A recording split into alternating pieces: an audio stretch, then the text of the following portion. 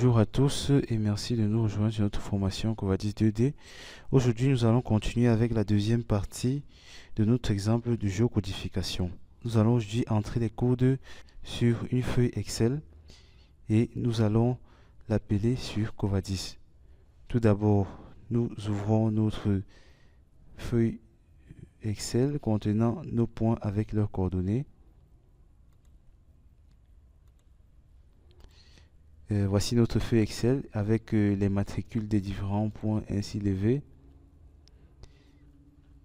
Et pour remplir les codes, nous aurons besoin à côté du croquis de terrain qui accompagne celui-ci. Notre croquis de terrain étant présenté ci-contre. Donc nous allons donc nous servir de ces éléments afin de remplir nos codes. Nous commencerons avec le code 1 représentant la borne. Nous avons donné à la borne un symbole BO. Donc nous allons entrer au niveau de la quatrième colonne le code BO. Nous entrons.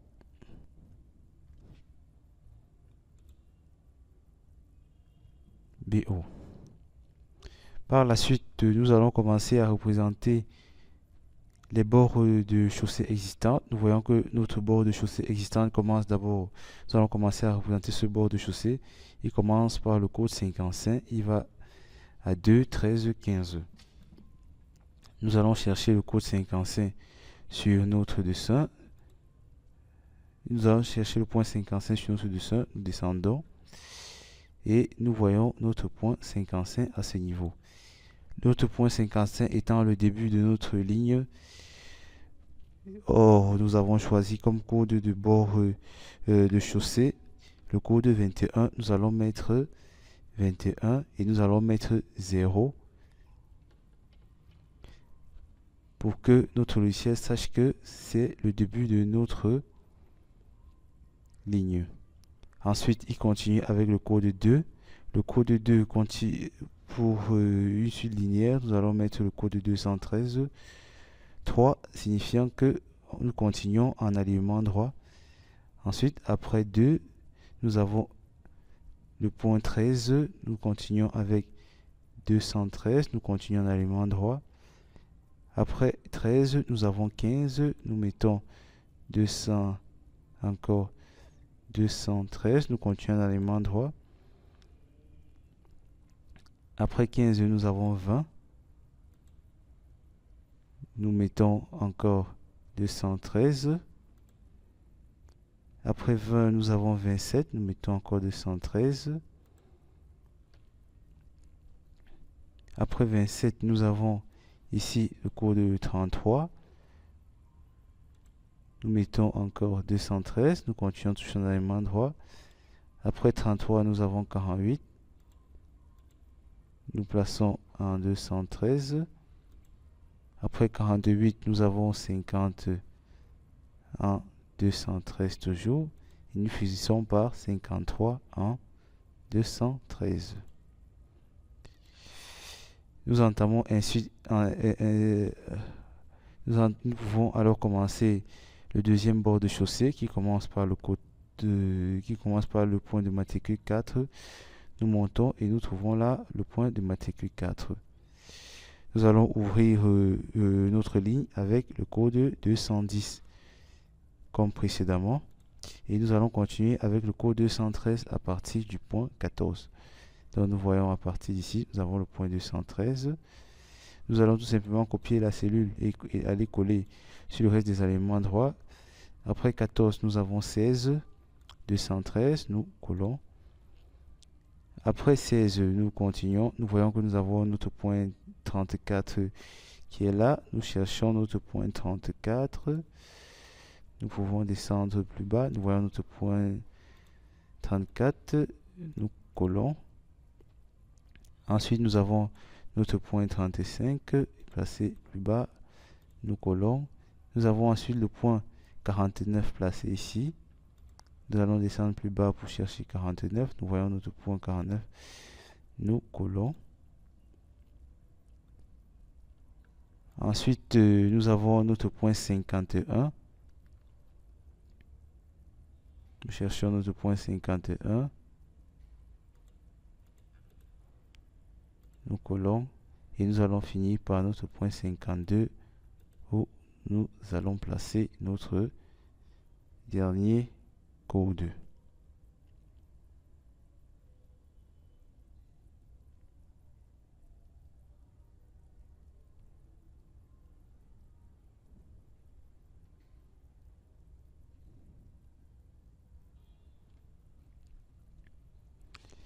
Nous allons continuer notre codification avec la représentation de nos bâtiments. Nous allons commencer tout d'abord avec ce bâtiment-ci. Nous voyons que nous avons deux points qui passent par lui. Nous avons le point 3 et le point 22, respectivement. Pour cela, nous allons d'abord utiliser le code de bâtiment. Nous avons défini que notre code bâtiment, c'est 24. Donc, en montant,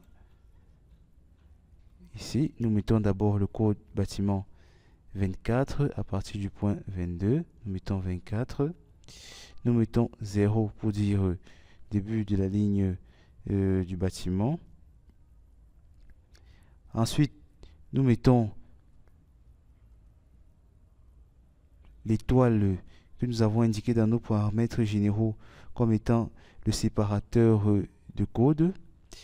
Pour modifier ce paramètre, si Chevouille n'est pas ainsi, pas de panique, nous allons tout simplement aller sur Covadis Calcul, édition GeoBase. Nous allons entrer dans Codification, table de géocodification. Nous venons sur table de géocodification.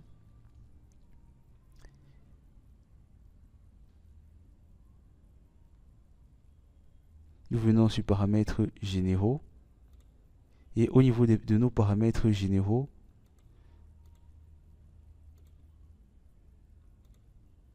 nous avons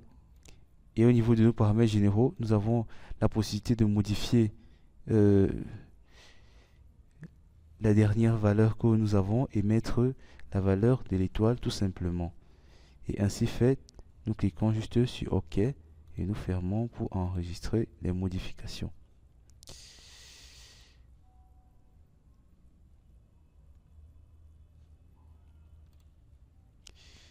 Étant revenu sur notre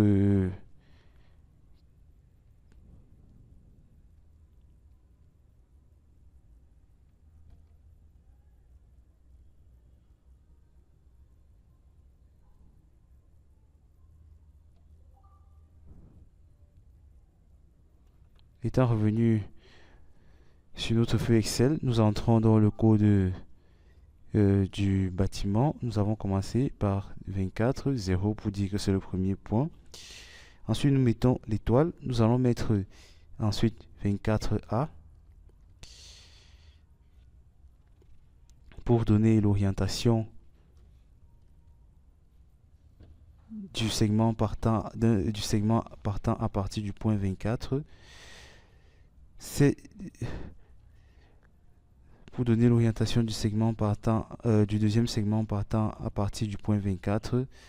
Ce segment sera perpendiculaire au prochain segment lorsque nous mettons 24A. Et nous avons la possibilité de spécifier la longueur de ce segment. Comme nous le voyons au niveau d'ici, nous avons 8,45. Donc pour cela, nous allons mettre un séparateur de paramètres qui a été défini au niveau de nos paramètres généraux.